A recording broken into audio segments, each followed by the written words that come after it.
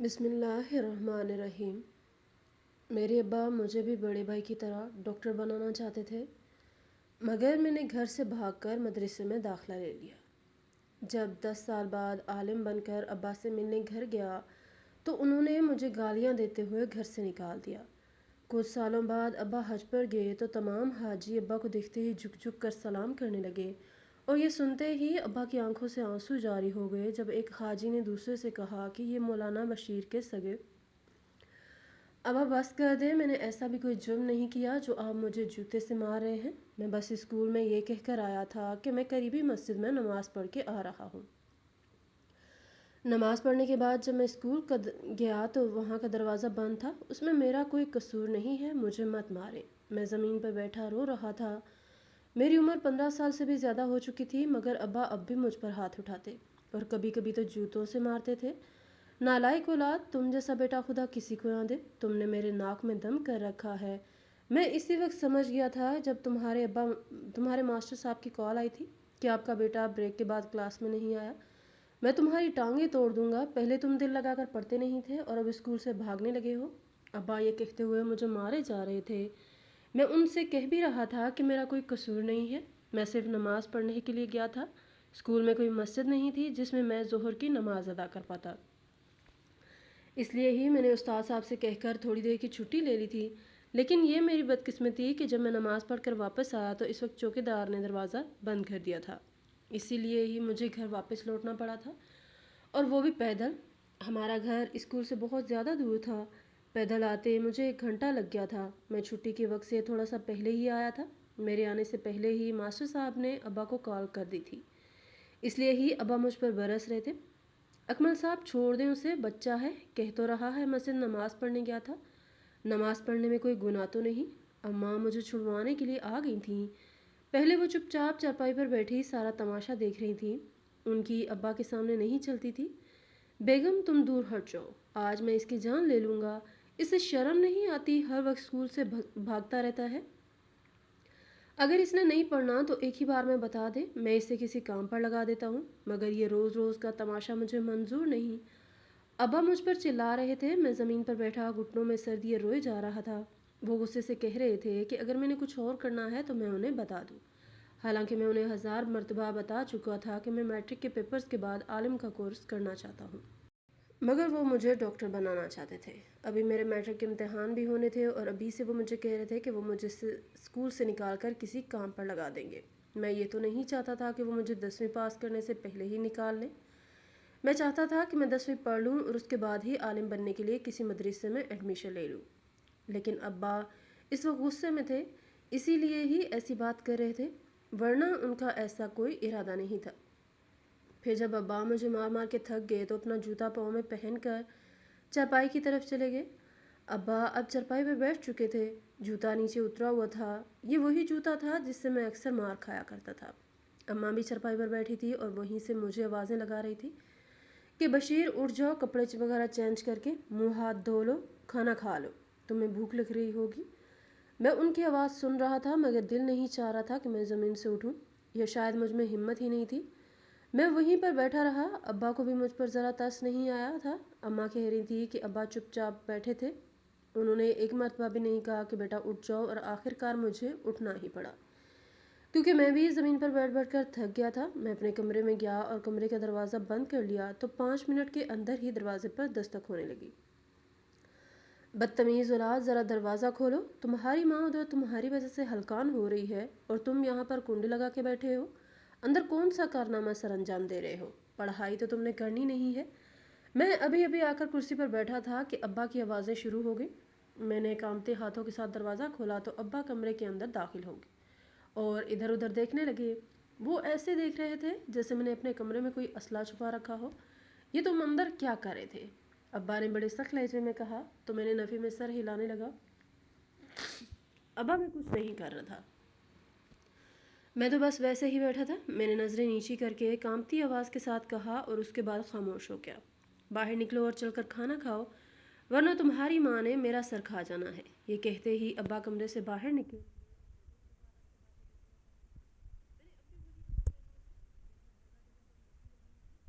باہر گیا تو اماں کہنے لگیں کہ تم نے ابھی تک کپڑے کیوں چینج نہیں کیے، جاؤ کپڑے چینج کر کے آؤ، میں تمہارے لیے کھانا گرم کر رہی ہوں۔ اماں کی بات سن کر میں دوبارہ کمرے میں آیا اور کپڑے وغیرہ چینج کر کے دوبارہ سے باہر پہنچ گیا۔ اماں نے میرے لیے کھانا گرم کر دیا تھا۔ میں نے صحن میں چارپائی پر بیٹھ کر کھانا کھایا اور اس کے بعد برتن اٹھا کر کچن میں رکھ دیے۔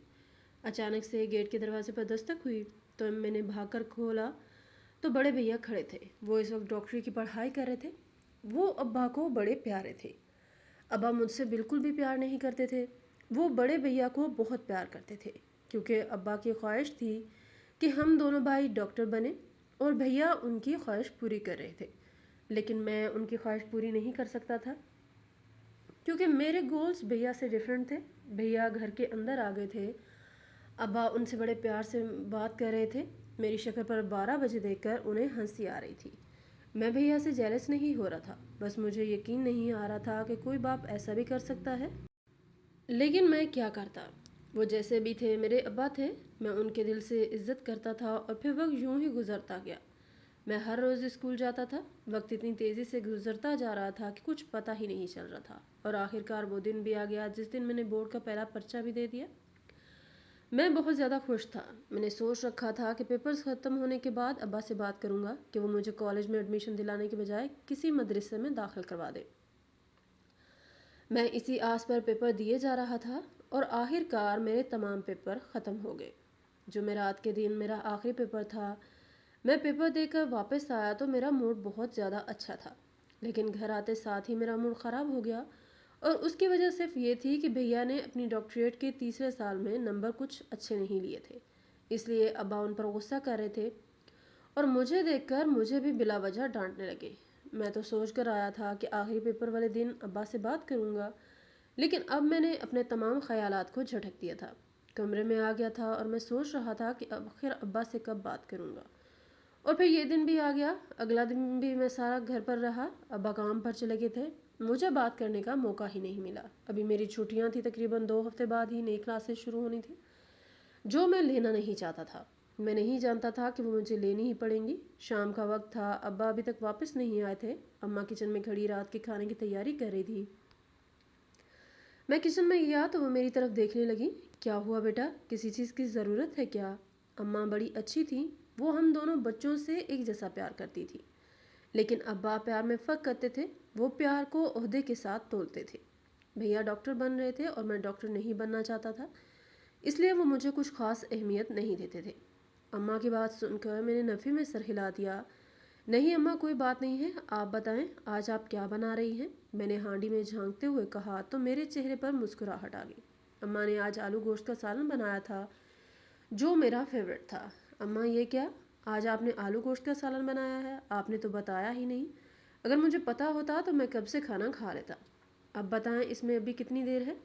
میں چہکتے ہوئے بول رہا تھا۔ اماں نے کہا کہ بیٹا بس 5 منٹ دیر ہے، میں روٹی ڈال دیتی ہوں، تم یہیں پر بیٹھ جاؤ، میں تمہیں ابھی کھانا دے دیتی ہوں۔ امی کی بات سن کر میں کچن میں ہی بیٹھ گیا تھا۔ میں نے سوچا کہ یہی موقع ہے، امی اکیلی بھی کھڑی ہیں اور ابا بھی گھر پر نہیں ہیں، تو امی سے بات کر لیتا ہوں۔ امی، میں آپ سے ایک بات کرنے کے لیے آیا تھا، اگر آپ کے پاس ٹائم ہے تو میری بات سن لیں۔ میں نے کہا تو امی سوالیہ نظروں سے میری طرف دیکھنے لگی۔ وہ منہ سے کچھ نہیں بولی۔ وہ روٹی بنا رہی تھی اور ساتھ ساتھ میری بات کا انتظار بھی کر رہی تھی۔ میں کہہ تو بیٹھا تھا کہ مجھے آپ سے بہت ضروری بات کرنی ہے، لیکن اب میری زبان گنگ ہو گئی تھی، الفاظ ادا نہیں ہو رہے تھے۔ ڈر لگ رہا تھا کہ نہ جانے امی کیا کہیں گی۔ میں یہ تو جانتا تھا کہ امی کو اگر یہ بات منظور نہ ہوئی تو وہ مجھے پیار سے سمجھا دیں گی، مگر ڈانٹیں گی نہیں، لیکن پھر بھی نہ جانے کیوں خوف محسوس ہو رہا تھا۔ امی، بات دراصل یہ ہے کہ آپ تو جانتی ہیں کہ اب میرے میٹرک کے امتحانات ہو چکے ہیں اور رزلٹ تو کچھ مہینے بعد آنا ہے۔ میں چاہتا ہوں کہ میں 11ویں میں داخلہ لینے کے بجائے کسی مدرسے میں داخلہ لے لوں۔ آپ کو پتہ ہے مجھے عالم بننے کا کتنا شوق ہے، بس یہی بات کرنی تھی۔ اگر آپ کی اجازت ہو تو میں کل ہی مدرسے میں داخلہ لینے کے لیے چلا جاؤں گا۔ میں نے کہا تو امی میری طرف دیکھنے لگی۔ ان کے چہرے پر عجیب سی تشویش آ گئی تھی۔ امی کیا ہوا؟ کیا آپ کو کوئی اعتراض ہے؟ میں نے کہا تو وہ سر نفی میں ہلانے لگی۔ نہیں بیٹا، مجھے تو کوئی اعتراض نہیں ہے، مگر تم اپنے ابا کو جانتے ہو، وہ تمہیں بھی ڈاکٹر بنانا چاہتے ہیں، وہ تمہیں FSC کروائیں گے، وہ تمہیں مدرسے میں کبھی بھی داخلہ نہیں دلوائیں گے۔ तुम भी इस ख्याल को भूल जाओ।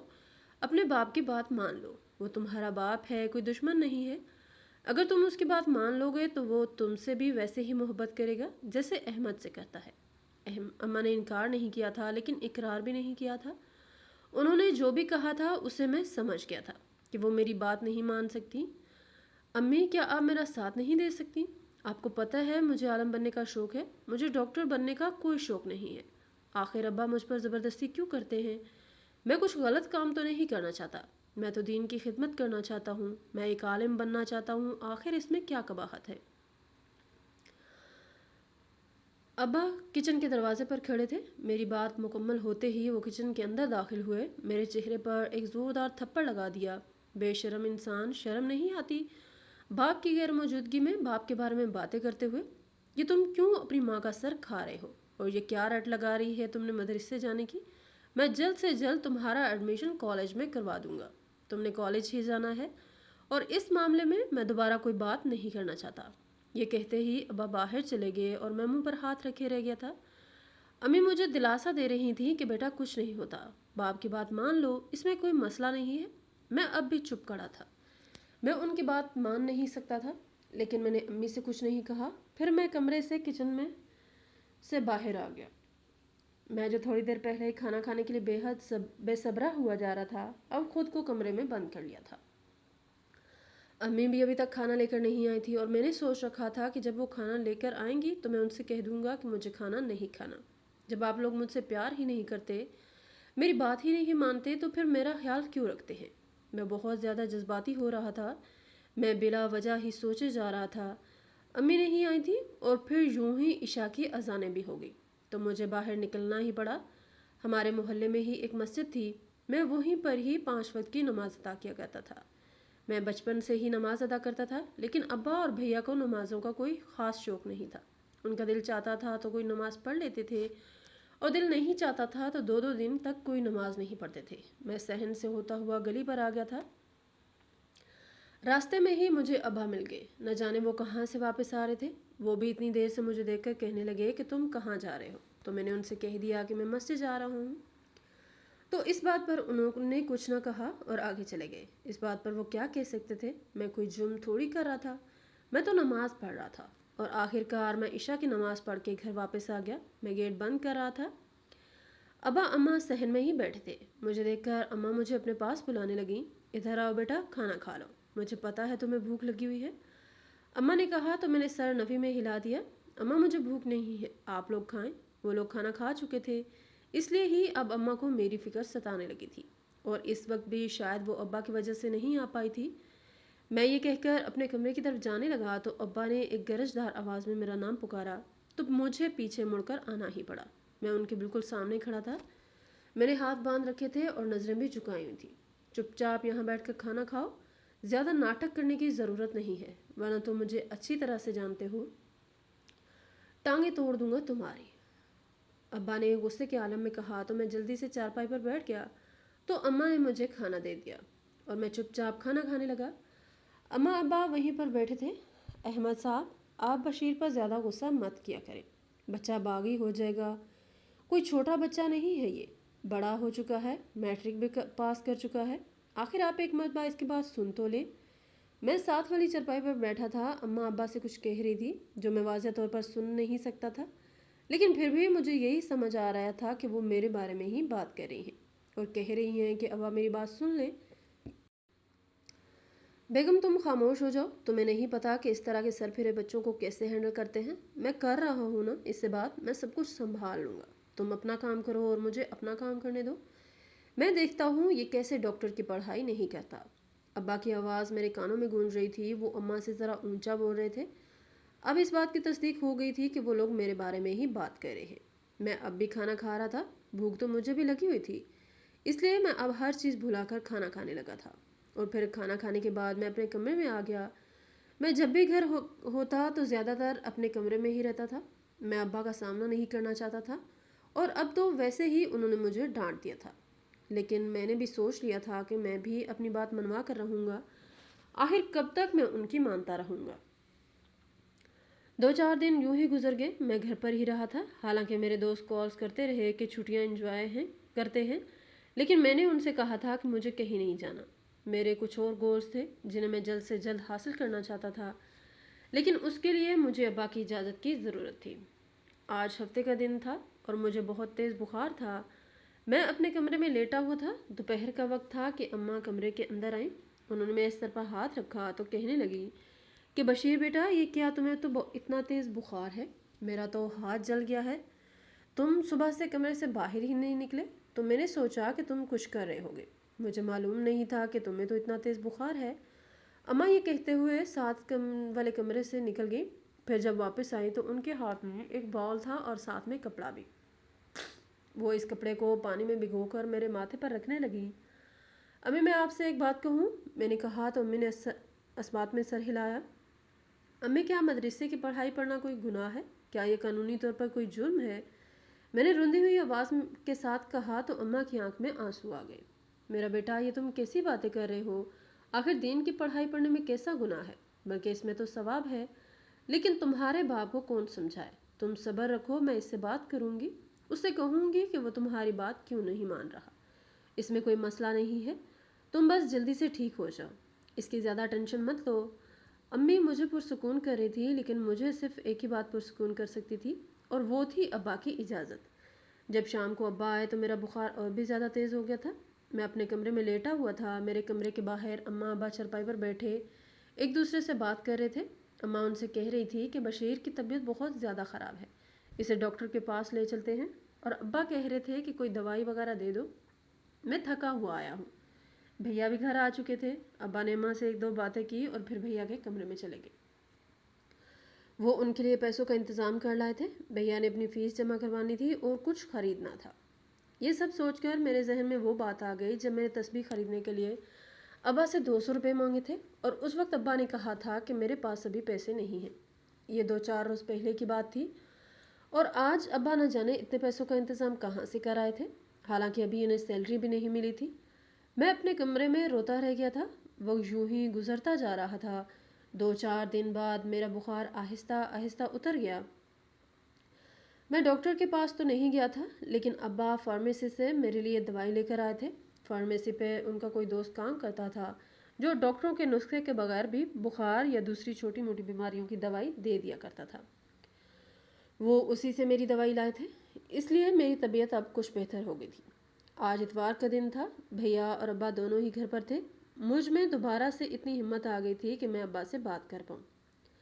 दोपहर का वक्त था। सब लोग सहन में ही बैठे थे। मैं गया तो भैया कहने लगे, बशीर, तुमने अपनी क्या हालत बना रखी है? बाल ही कटवा लो अपने, ये तुम क्या देवदास बने फिर रहे हो? भैया ने तंज के साथ कहा और फिर मुस्कुराने लगे। तो उनकी बात सुनकर अब्बा भी मुस्कुराने लगे।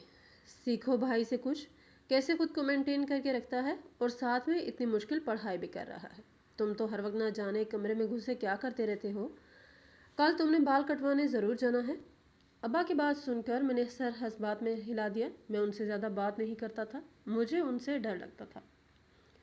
लेकिन आज मैं उनसे बात करने के लिए आया हुआ था। अब्बा, मुझे आपसे एक बात करनी है और आपको मेरी बात माननी ही होगी।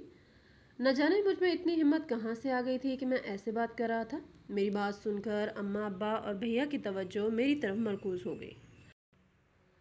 क्या बात है? मैं तुमसे पहले ही कह रहा हूँ कि दोबारा से मदरसे जाने वाली बात मत करना, वरना अच्छा नहीं होगा। मेरे कहने से पहले ही अब्बा ने मेरी बोलती बंद करवा दी थी, लेकिन फिर भी मैंने हिम्मत करके दोबारा से उनसे कह दिया कि आखिर आपको मुझे मदरसे भेजने में क्या मसला है?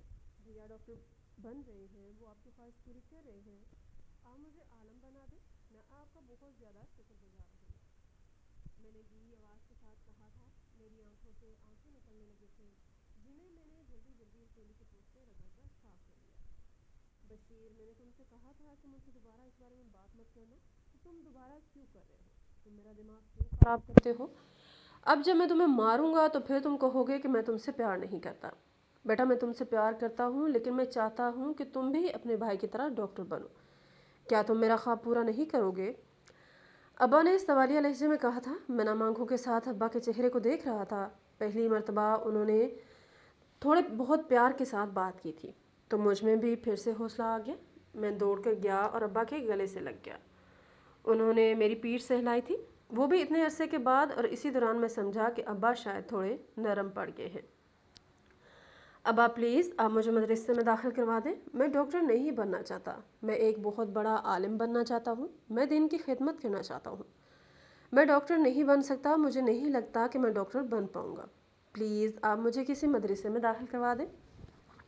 میں نے چہتے ہوئے کہا تھا کیونکہ میں غلط سمجھا تھا کہ ابا کا موڈ ٹھیک ہے، انہوں نے بس مجھے سمجھانے کے لیے تھوڑی نرمی اختیار کی تھی، مگر اب میری بات سن کر پھر سے بھڑک گئے تھے۔ بشیر تم بہت زیادہ بدتمیز اور سر پھرے ہو گئے ہو، باپ کی بات سمجھ نہیں آ رہی تمہیں؟ ابا مجھے پھر سے ڈانٹنے لگے تھے۔ میں جو پہلے ان کے ساتھ چرپائی پر بیٹھا تھا جلدی جلدی اٹھ کر کھڑا ہوا تھا۔ ابا جانے دیں اسے، چھوڑیں، جو کرتا ہے کرنے دیں، آخر آپ کو کیا مسئلہ ہے؟ آپ اسے کروا دیں کسی مدرسے میں۔ میں ڈاکٹر بن رہا ہوں، میں آپ کا خواب پورا کروں گا، آپ اسے اس کے حال پر چھوڑ دیں۔ بھیا نے میرے فیور میں بات کی تھی، مگر پھر بھی مجھے اچھا نہیں لگا تھا کیونکہ ان کا لہجہ بہت زیادہ کڑوا اور عجیب سا تھا۔ بھیا کی بات سن کر ابا بھی سوچ میں پڑ گئے اور پھر ایک ایسی بات کی جو مجھے نہ چاہتے ہوئے بھی ماننی پڑی تھی۔ ابا نے کہا کہ تم پہلے ایف ایس سی کر لو، اس کے بعد دیکھیں گے، اگر میرا دل چاہے گا تو تمہیں مدرسے بھیج دوں گا۔ ابا نے کہا کہ میں 2 سال تک ان سے کوئی بات نہ کروں، میں تو میٹرک کے بعد ہی مدرسے میں داخلہ لینا چاہتا تھا، اور ابا کہہ رہے تھے کہ وہ ایف ایس سی کے بعد میرے بارے میں سوچیں گے۔ ابا ٹھیک ہے، میں آپ کے کہنے پر ایف ایس سی کر رہا ہوں، لیکن آپ بھی مجھ سے وعدہ کریں کہ ایف ایس سی کے بعد آپ مجھے مدرسے بھیج دیں گے۔ میں نے کہا تو ابا نے سر اس بات میں ہلا دیا، تو میں بہت زیادہ خوش ہو کر فوراً ہی وہاں سے بھاگ گیا۔ میں نے جلدی جلدی علی کو کال ملائی تھی، وہ پچھلے 2 دن سے مدرسے جا رہا تھا۔ ہم دونوں کی سوچ ایک جیسی تھی، اسی لیے تو ہم دوست بن گئے تھے۔ میں نے اس سے کہا کہ بس 2 سال بعد میں بھی آ جاؤں گا، تو وہ ہنسنے لگا اور کہنے لگا کہ تم تو ایسے خوش ہو رہے ہو کہ جیسے تم 2 دن کے بعد آنے والے ہو۔ تو میں نے اس سے کہا کہ یہ میرے لیے خوشی کی بات ہے کہ ابا مان گئے ہیں، میں ان کی اجازت سے 2 سال بعد مدرسے آؤں گا۔ تم میرا مذاق مت بناؤ اور انتظار کرو کہ میں کب آتا ہوں۔ میں بے انتہا خوش ہو رہا تھا، اور پھر 2 ہفتے بعد جیسے ہی کالج میں نئے ایڈمیشن ہونے لگے تو میں نے بھی ابا کی رضا کے لیے 11ویں جماعت میں ایڈمیشن لے لیا۔ وہ گزرتا جا رہا تھا، ابا کے کہنے پر میں دل لگا کر پڑھائی کر رہا تھا، میرے ٹیچرز بھی میری تعریف کرتے تھے۔ ویسے بھی میں ایک ذہین تھا، بس میں یہ دنیاوی پڑھائی پڑھنا نہیں چاہتا تھا، مجھے ایسا لگتا تھا کہ اس کا کوئی فائدہ نہیں ہے۔ فائدہ تھا لیکن ان لوگوں کے لیے جنہیں کوئی نوکری کرنی ہوتی ہے، میں تو نوکری نہیں کرنا چاہتا تھا، مگر پھر بھی میں دل لگا کر پڑھ رہا تھا۔ میں ابا کو دھوکہ نہیں دینا چاہتا تھا۔ جب انہوں نے مجھ سے وعدہ کیا تھا کہ وہ مجھے ایف ایس سی کے بعد مدرسے بھیج دیں گے تو مجھے بھی کوئی مسئلہ نہیں تھا۔ وہ گزرتا جا رہا تھا اور آخرکار میں نے ایف ایس سی بھی مکمل کر لی، لیکن میں نے ابھی تک ابا سے بات نہیں کی۔ میری طبیعت ٹھیک نہیں تھی، میں نے پیپرز میں بہت زیادہ محنت کی تھی اور اب میں بہت زیادہ تھک چکا تھا۔ میں چاہ رہا تھا کہ کچھ دن گھر پر ریسٹ کروں اور اس کے بعد ہی مدرسے میں ایڈمیشن لوں۔ میں نہیں جانتا تھا کہ ابا اپنی بات سے اتنی جلدی مکر جائیں گے۔ جمعہ کے دن جب ابا مغرب کے بعد اپنے کام سے واپس آئے تو میری طبیعت کچھ بہتر تھی۔ وہ میرے کمرے میں میری خیریت معلوم کرنے کے لیے آئے تھے۔ وہ جانتے تھے کہ میں نے پیپرز اچھے دیے ہیں، میرے اساتذہ نے بھی ان سے یہی کہا تھا، اس لیے وہ اب مجھ سے پیار جتا رہے تھے۔ وہ وہاں سے جانے لگے تو میں نے انہیں روک لیا۔ ابا نے کیا آپ کو اپنا وعدہ یاد ہے؟ میں نے کہا تو وہ سوالیہ نظروں سے مجھے دیکھنے لگے جیسے انہیں کچھ یاد نہ ہو۔ ابا آپ نے مجھ سے وعدہ کیا تھا کہ آپ مجھے ایف ایس سی کے بعد مدرسے بھیجیں گے۔ اب میری طبیعت بھی ٹھیک ہے اور میری ایف ایس سی بھی کمپلیٹ ہو چکی ہے، تو پھر میں کیا سے مدرسے چلا جاؤں؟ میں اسی مدرسے میں جانا چاہتا ہوں جہاں پر علی پڑھ رہا ہے۔ میں نے دھیمے لہجے میں بات کی تھی، مگر پھر بھی ابا کو غصہ آ گیا۔ تم جیسی بدتمیز اولاد میں نے آج تک نہیں دیکھی۔ یہ نہیں کہ باپ تھکا ہارا کام سے واپس آیا ہے اسے خیریت معلوم کر لوں، بس ہر وقت اپنی ہی بات کرنی ہے۔ چپ کر کے سو جاؤ، بھی مجھے کوئی بات نہیں کرنی، کل بات کریں گے۔ یہ کہتے ساتھ ہی ابا میرے کمرے سے نکل گئے۔ ان کی اس بات نے مجھے ڈرا دیا تھا کہ کہیں ان کا ارادہ تو نہیں بدل گیا، لیکن اب مجھے کل کا انتظار تھا۔ میں ان کا فیصلہ سننا چاہتا تھا، میں یہ بالکل بھی نہیں سوچ سکتا تھا کہ وہ انکار کر دیں گے۔ میں یہ سمجھ رہا تھا کہ وہ تھوڑا بہت غصہ کر کے مجھے مدرسے میں داخل کروا دیں گے، لیکن یہ صرف اور صرف میرا خیال تھا۔ اگلی صبح میں نے اماں سے کہا کہ آپ میرے لیے ابا سے بات کریں۔ میں بہت زیادہ گھبرا رہا تھا، ڈر بھی رہا تھا کہ نہ جانے ابا کیا کہیں گے۔ اور جب ابا نے دو ٹوک انداز میں کہا کہ تم نے اب انٹری ٹیسٹ دینا ہے، مجھے امید ہے کہ وہ بھی تم کامیابی کے ساتھ پار کر جاؤ گے، تو میری آنکھوں سے آنسو نکل گئے۔ ابا آپ اپنی بات سے مکر رہے ہیں، آپ نے مجھ سے وعدہ کیا تھا۔ میں نے روتے ہوئے کہا تو ابا نے اپنا جوتا اتار لیا اور مجھے پیٹنے لگے۔ وہ مجھے ہمیشہ بدتمیز اولاد کے طعنے دیتے تھے، وہ اب بھی ایسا ہی کر رہے تھے۔ بڑے بھائی اور اماں نے مجھے چھڑوا رہے تھے، وہ ابا سے کہہ رہے تھے کہ بس کر دیں، یہ آپ کی بات مان لے گا، لیکن میں بھی غصے میں تھا، بس یہی کہے جا رہا تھا کہ میں انٹری ٹیسٹ نہیں دوں گا بلکہ میں مدرسے جاؤں گا، اور ابا بھی مجھے مارتے جا رہے تھے۔ وہ کہہ رہے تھے کہ تم ہمیشہ باپ کے سامنے زبان چلاتے رہے ہو، میں اچھی طرح جانتا ہوں، بس تم پڑھائی سے جان چھڑوانے کے لیے ایسی باتیں کر رہے ہو، تمہیں عالم دین بننے کا کوئی شوق نہیں ہے۔ ابا نہ جانے کیا کیا بولے جا رہے تھے اور پھر وہ مجھے ادموا کر کے چلے گئے۔ اس ایک لمحے نے ہی مجھے سمجھا دیا تھا کہ ابا نے میری بات نہیں ماننی، مجھے اپنے لیے خود ہی کچھ کرنا ہوگا۔ 2-4 دن تو میں بالکل خاموش رہا، لیکن پھر میں نے سوچ لیا کہ میں یہ گھر چھوڑ کر چلا جاؤں گا۔ 2-4 دن بعد میں نے ابا سے تو کوئی بات نہیں کی، لیکن پھر میں نے اماں اور بھیا سے کہا کہ پلیز آپ میرے لیے ابا سے بات کریں، میں ان کی مرضی کے خلاف کوئی قدم نہیں اٹھانا چاہتا، میں ان کی دعاؤں کے ساتھ مدرسے کی تعلیم حاصل کرنا چاہتا ہوں۔ لیکن بھیا اور اماں نے بھی مجھ سے یہی کہا تھا کہ تم بھی اپنی ضد چھوڑ دو، اسی لیے ہی اب مجھے یہ قدم اٹھانا پڑا تھا۔ رات کے 11 بج رہے تھے، سب لوگ اپنے اپنے کمروں میں سو رہے تھے، میں نے بیگ تیار کر لیا تھا۔ میرے بیگ میں لاہور جانے کی ٹکٹ بھی تھی جو مجھے علی نے بھجوائی تھی، وہ لاہور کے مدرسے میں پڑھ رہا تھا، وہ پہلے کچھ عرصہ یہیں پر ہی پڑھتا رہا، لیکن اب پچھلے 1.5 سال سے وہ لاہور چلا گیا تھا۔ اس نے کہا تھا کہ وہاں پر ہر چیز فری ہے، بس میں وہاں پر آ جاؤں تو میرا سارا کام ہو جائے گا۔ میں نے اسے کہا تھا کہ میرے پاس کوئی پیسے بھی نہیں ہیں، تھوڑی بہت سیونگز تھی جو کرایہ وغیرہ میں استعمال ہونی تھی، اس کے علاوہ میرے پاس 1 روپیہ بھی نہیں تھا۔ میں ڈر رہا تھا کہ نہ جانے یہ سب کیسے ہوگا۔ اس نے کہا تھا کہ جہاں وہ پڑھ رہا ہے وہاں پر فیس کے نام پر 1 روپیہ بھی نہیں لیا جاتا، اور کھانا پینا اور رہائش بھی مدرسے کی طرف سے طالب علموں کو دی جاتی ہے۔ اسی لیے میں نے ہمت کر لی تھی، میں بیگ تیار کر چکا تھا، میں اپنے کمرے کو دیکھ رہا تھا، آنکھوں سے آنسو نکل رہے تھے۔ میں یوں بھاگنا نہیں چاہتا تھا، لیکن کیا کرتا، مجھے بھاگنا ہی پڑا تھا، اور پھر رات کے 1:30 بجے میں ٹرین میں سوار ہو کر لاہور کی طرف روانہ ہو گیا تھا، اور پھر صبح کے قریب ہی میں لاہور پہنچ گیا تھا۔ علی مجھے ریلوے اسٹیشن سے لینے آیا تھا، وہ مجھے سیدھا مدرسے ہی لے گیا تھا۔ میری آنکھیں نم ہو رہی تھیں، سارا راستہ میں روتا آیا تھا، رو رو کر میرا برا حال ہو چکا تھا۔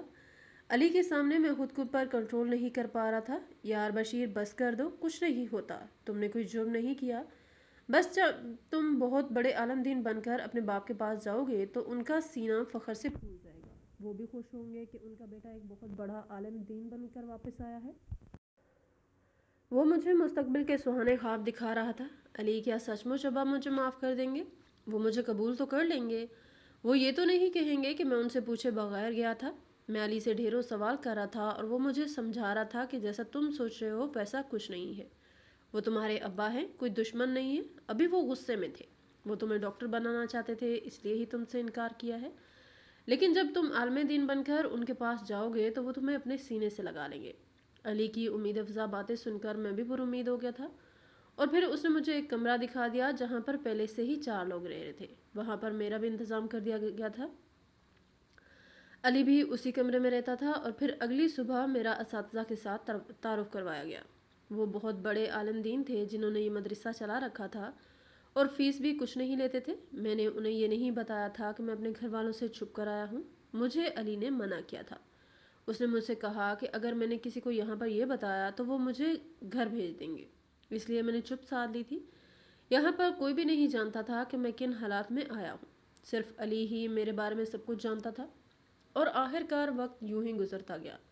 میں نے 10 سال کا کورس سلیکٹ کیا تھا، علی بھی وہی کر رہا تھا، اس کے 2 سال تو ہو چکے تھے، 8 سال رہتے تھے، لیکن میں نے ابھی شروع کیا تھا، اور پھر پورے 10 سال بعد ہی میں نے کسی قابل ہونا تھا۔ میں دل لگا کر پڑھتا تھا، میں صرف دن کا کورس نہیں کر رہا تھا بلکہ ساتھ ساتھ حفظ بھی کر رہا تھا۔ یہ میرا بچپن کا خواب تھا جو اب پورا ہو رہا تھا۔ ویسے بھی میں بہت زیادہ ذہین تھا، اس لیے میں بڑی جلدی یاد کر لیتا تھا۔ میرے اساتذہ بھی میری تعریف کرتے تھے کہ اللہ تعالیٰ نے تمہیں بہت تیز دماغ دیا ہے۔ وہاں پر لوگ میری تعریف کرتے تھے تو میری آنکھیں بھر آتی تھی، کیونکہ آج تک میرے گھر والوں نے کبھی بھی میری تعریف نہیں کی تھی، بلکہ ہمیشہ مجھے کام چور اور پڑھائی سے بھاگنے والے کے تانے ہی ملتے تھے، اور وہی تانے سن سن کر میں اب لاہور پہنچ چکا تھا۔ میں نہیں جانتا تھا کہ میرے پیچھے کیا ہوا ہے، ان لوگوں نے مجھے ڈھونڈا بھی ہے یا نہیں۔ میں جانتا تھا کہ ابا غصے کے تیز ہیں، انہوں نے بس یہی کہہ دیا ہوگا کہ بشیر آج سے میرے لیے مر چکا ہے۔ میں نے یہ الفاظ سنے نہیں تھے، مگر پھر بھی یہ الفاظ ابا کی آواز میں ہر وقت میرے کانوں میں گونجتے رہتے تھے۔ اب مجھے یہاں پر آئے ہوئے 3 ماہ سے اوپر کا عرصہ ہو چکا تھا۔ سردیوں کی چھٹیاں ہوئی تو ہر کوئی اپنے گھروں کو چلا گیا، سوائے میرے۔ علی بھی میرے لیے رک گیا تھا۔ ایک دن ایک استاد نے ہم سے پوچھا تو ہم بہت زیادہ گھبرا گئے، اور پھر علی نے کہا کہ ہم یہیں رہ کر اپنی منزل کمپلیٹ کرنا چاہتے ہیں، ہم چھٹیوں پر نہیں جانا چاہتے۔ تو استاد صاحب نے ہم دونوں کے سروں پر ہاتھ رکھا اور کہا کہ بیٹا تم بہت آگے تک جاؤ گے، تم انشاءاللہ کامیاب ہو جاؤ گے۔ سب بچے چلے گئے تھے مگر پھر بھی ہم مدرسے میں رہے تھے۔ علی بھی میری وجہ سے نہیں گیا تھا، اس نے کہا تھا کہ چھٹیاں ختم ہونے سے 1-2 دن پہلے میں گھر چلا جاؤں گا اور پھر اگلے ہی روز واپس آ جاؤں گا۔ وہ مجھے اکیلا چھوڑ کر نہیں جانا چاہتا تھا، میرا تو کوئی گھر تھا ہی نہیں، تو میں نے کہاں جاتا؟ کہنے کہ تو میرا گھر تھا مگر گھر والے نہیں تھے، اور دیکھا جائے تو گھر والے بھی تھے لیکن اپنے نہیں تھے، اور جب اپنے نہ ہوں تو انسان کیوں دیواروں سے ٹکرے مارنے کے لیے اتنی دور سفر کر کے جائے؟ اس لیے میں نے اپنا دل قرآن پاک اور عبادات میں لگا لیا تھا۔ میرا کورس بہت ہی اچھا کورس تھا۔ 10 سال کے بعد میں نے ایک بہت بڑا عالم دین بننا تھا، ساتھ ساتھ میں حفظ بھی کر رہا تھا، وقت پر لگا کر اڑتا جا رہا تھا۔ مجھے اپنے گھر والوں کی بہت زیادہ یاد آتی تھی، اکثر میں راتوں کو انہیں یاد کر کے روتا رہتا تھا، لیکن میں نے کبھی یہ جسارت نہیں کی تھی کہ میں واپس چلا جاؤں۔ میں نے سوچا تھا کہ میں کچھ بن کر ہی واپس جاؤں گا، اور آخر کار اللہ تعالیٰ کی قدرت سے وہ دن بھی آ گیا جس دن ہمارے مدرسے میں دستار پوشی تھی۔ ہمارے 10 سال مکمل ہو گئے تھے، علی کے تو 10 سال 2 سال پہلے ہی مکمل ہو گئے تھے، لیکن پھر بھی وہ مدرسے میں رہ کر طالب علموں کو پڑھاتا رہا، اور اب میرا بھی کورس مکمل ہو گیا تھا۔ میرا حفظ تو 2 سال میں ہی مکمل ہو گیا تھا، اور اب میں ایک عالم دین بن چکا تھا۔ میں نے ماں باپ کے بغیر پورے 10 سال گزارے تھے۔ ان 10 سالوں میں ان سے ایک مرتبہ بھی نہیں ملا تھا اور نہ ہی ان کی آواز سنی تھی، لیکن آج وہ وقت آ گیا تھا جب میں نے اپنے گھر جانا تھا۔ دوپہر کی ٹرین سے میں علی کے ساتھ سیالکوٹ آیا تھا، ہم دونوں ایک ہی ٹرین سے آئے تھے۔ وہ اپنے گھر چلا گیا تھا اور میں نے بھی کیب لے لی تھی۔ میں اپنے گھر کی طرف روانہ ہوا تھا۔ میرے پاس وہی بیگ تھا جو میں 10 سال پہلے لے کر گیا تھا، مگر اب اس میں کپڑے بدل چکے تھے۔ ہم ہر سال مدرسے کی طرف سے 2 جوڑے کپڑے بھی دیے جاتے تھے، اور میں نے اسی پر ہی گزارا کیا تھا۔ میں خالی ہاتھ گیا تھا لیکن خالی ہاتھ واپس نہیں آ رہا تھا۔ میرے ہاتھ علم کی روشنی سے بھر چکے تھے، اور وہ بھی ایسا علم جو دینی اور دنیاوی دونوں ہی تھا، اور آخر کار میں رات کے 8 بجے اپنے گھر کے دروازے پر پہنچ گیا تھا۔ میرا دل دھک دھک کر رہا تھا، آنکھیں برس رہی تھیں۔ میں نے ہلکے ہاتھ سے دروازے پر دستک دی، مگر ابھی تک کسی نے دروازہ نہیں کھولا تھا۔ یہ ہمارے گھر میں کھانے کا وقت ہوتا تھا، میں سمجھا کہ سب لوگ کھانا کھا رہے ہوں گے۔ میں نے ایک مرتبہ پھر سے دستک دی تو مجھے کسی کے قدموں کی آہٹ سنائی دی، ایسا لگ رہا تھا کہ کوئی دروازے کی طرف آ رہا ہے۔ میں جلدی سے پیچھے ہو کر کھڑا ہو گیا، بیگ میرے کاندھے پر تھا۔ میرا حلیہ پہلے جیسا نہیں تھا، میرے چہرے پر داڑھی تھی۔ اچانک سے گھر کا دروازہ کھلا تو میں نے دیکھا کہ وہ کوئی اور نہیں بلکہ امی تھی۔ مجھے دیکھ کر ان کی آنکھوں میں آنسو آ گئے۔ وہ آگے نہیں بڑھی تھی، وہ بڑے غور سے مجھے دیکھ رہی تھی۔ وہ سمجھ تو گئی تھی کہ میں ان کا بیٹا بشیر ہی ہوں، لیکن پھر بھی وہ نہ جانے آگے کیوں نہیں بڑھ پا رہی تھی۔ اسی وقت ہی میرے ہاتھ سے بیگ گرا اور میں دوڑ کر امی کے گلے سے لگ گیا۔ وہ روتے ہوئے مجھے سے کہہ رہی تھی کہ بیٹا تم کہاں چلے گئے تھے؟ تمہیں نہیں پتا تمہارے بغیر یہ وقت میں نے کیسے گزارا ہے؟ میں ہر رات تمہیں یاد کر کے روتی رہتی تھی، کیا تمہیں اپنی ماں کا بھی خیال نہیں آیا تھا؟ امی روتے ہوئے مجھ سے شکوہ کر رہی تھی، اور میں ان کا شکوہ بھی جائز تھا۔ یہ میں نے غلط کیا تھا، لیکن میں کیا کرتا؟ اس کے علاوہ میرے پاس کوئی چارہ بھی نہیں تھا۔ پھر میں بیگ لے کر گھر کے اندر آ گیا۔ امی مجھے اپنے کمرے میں لے گئی۔ امی نے کہا کہ تمہارا بھائی تو اسلام آباد کسی کام کی غرض سے گیا ہوا ہے۔ وہ اب کوئی عام انسان نہیں تھا، وہ ایک بہت بڑا ڈاکٹر تھا، اور وہ بھی دل کا ڈاکٹر۔ وہاں پر کوئی سیمینار اٹینڈ کرنے کے لیے گیا ہوا تھا۔ وہ اکیلا نہیں بلکہ اس کی بیوی بچے بھی ساتھ ہی گئے تھے۔ وہ اپنی زندگی میں آگے بڑھ گیا تھا، لیکن ابھی تک میں بالکل اکیلا تھا۔ میری عمر شادی کی ہو چکی تھی، لیکن ابھی تک میں نے شادی کا نہیں سوچا تھا۔ میں پہلے بھی والدین کی مرضی کے خلاف جا کر 10 سال گزار آیا تھا۔ میں نے یہ سوچ لیا تھا کہ میں شادی اپنے والدین کی مرضی سے ہی کروں گا، اسی لیے آج تک میں نے اپنے لیے کسی جیون ساتھی کو تلاش نہیں کیا تھا۔ امی مجھ سے پوچھ رہی تھی کہ یہ سب کیسے ہوا تھا، تم کہاں پر رہتے رہے ہو، تم نے اتنے سال کیسے گزارے ہیں؟ وہ ایک ہی سانس میں مجھ سے اتنے زیادہ سوال کر رہی تھی، تو میں نے بھی انہیں مختصر بتا دیا کہ میں ابا کے انکار کی وجہ سے تنگ آ گیا تھا، اسی لیے پھر بیگ پیک کر کے لاہور چلا گیا اور وہاں پر اس مدرسے میں پڑھتا رہا ہوں جہاں پر کوئی فیس نہیں تھی۔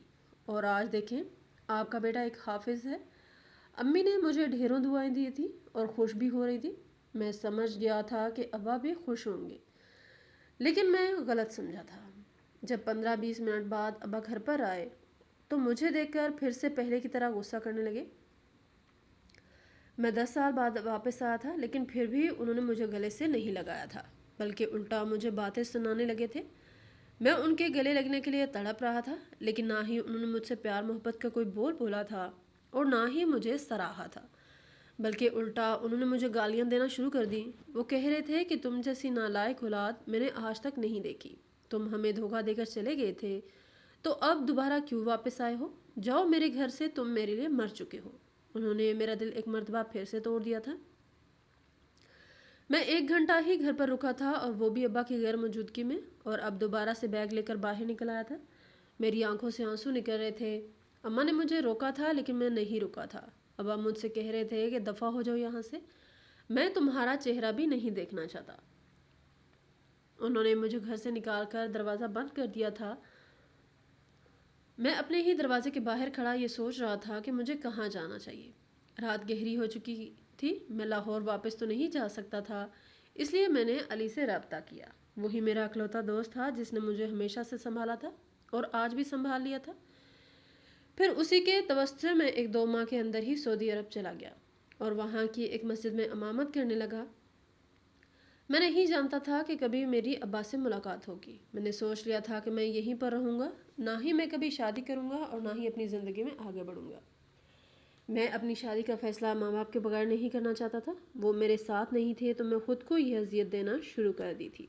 وقت گزرتا جا رہا تھا۔ وقت پہلے بڑی جلدی گزر گیا تھا، اب بھی بڑی جلدی ہی گزر رہا تھا، اور آخر کار 2 سال بعد جب میں حج کے موقع پر مکہ گیا تو ابا کو دیکھ کر میری آنکھوں سے آنسو آ گئے۔ انہوں نے مجھے نہیں دیکھا تھا، وہ اپنے گروپ کے ساتھ بیٹھے ہوئے تھے، کھانا کھا رہے تھے۔ میں دور سے انہیں دیکھ رہا تھا، میری آنکھوں سے آنسو نکل رہے تھے۔ میرے ساتھ بھی کچھ دوسرے لوگ تھے جن کے ساتھ میں یہاں پر رہتا تھا۔ وہ مجھے دیکھ کر حیران ہوئے اور بولے کہ کیا بات ہے، تو میں نے ان سے کہہ دیا کہ وہ میرے ابا ہیں۔ انہیں معلوم نہیں تھا کہ ہمارے درمیان کیا چل رہا ہے، وہ تو یہی سمجھے کہ میں نے ابا کو حج کے لیے بلوایا ہے۔ وہ کہہ رہے تھے کہ میں انہیں ابا سے ملوا دوں، لیکن میں نے کہا کہ میں ظہر کی نماز ادا کر لوں، اس کے بعد دیکھتے ہیں۔ اور اس کے بعد بھی میں نے بات کو گول مول کر دیا تھا۔ ہم مکہ کے ایک ہوٹل میں رکے ہوئے تھے اور ابا لوگ بھی ہمارے ہوٹل کے قریب والے ہوٹل میں رکے ہوئے تھے۔ میں انہیں ہر روز دیکھتا تھا، لیکن انہوں نے آج تک مجھے نہیں دیکھا تھا۔ آہستہ آہستہ سبھی لوگ میں یہ بات پھیل گئی کہ وہ میرے والد صاحب ہیں، لیکن آج تک کوئی یہ نہیں جان پایا تھا کہ ہمارے درمیان حالات خراب ہیں، اور نہ ہی کوئی یہ جانتا تھا کہ میں ابا سے نہیں ملا۔ سب لوگ تو یہی سمجھ رہے تھے کہ میں ابا سے مل آتا ہوں۔ اور ایک مرتبہ جب ہم حرم میں تھے تو میں نے دیکھا کہ جو لوگ میرے ساتھ حج کرنے کے لیے آئے تھے وہ ابا کی طرف جا رہے تھے۔ میں عصر کی نماز ادا کرنے کے بعد یہ دعائیں کر رہا تھا کہ وہ ابا سے میرا ذکر نہ کریں، کیونکہ میں اتنے عرصے بعد ابا کا سامنا نہیں کرنا چاہتا تھا۔ اب بھی میرے دل میں یہی خوف تھا کہ وہ مجھے سب کے سامنے ڈانٹ دیں گے۔